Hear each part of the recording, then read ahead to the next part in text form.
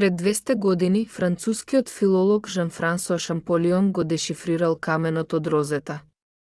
Ова достигнување им овозможи на научниците да читаат древни египетски хиероглифи.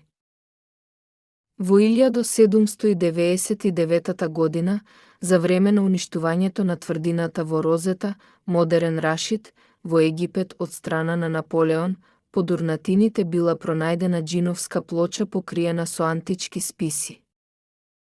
Прво, плочата била испратена во Египетскиот институт во Каиро, а потоа, како и многу антички артефакти кои не се британски, на барање на кралот, биле однесени во Британскиот музеј.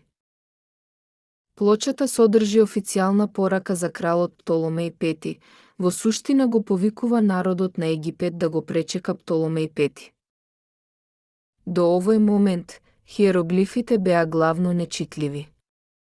Користејќи ги овие три верзии на истата порака, како и други хиероглифски текстови, Шамполион успеал да ги дешифрира хиероглифите. Ова се случи 23 години по откривањето на каменот. На 27 септември 1822 година, тој ги представил своите резултати на Академијата за надписи и фикција во Париз, објаснувајќи им на публиката, вклучувајќи го и неговиот ривал, дека го дешифрирал јазикот на Стариот Египет. Овој настан ни овозможи да дознаеме многу повеќе за античкиот свет.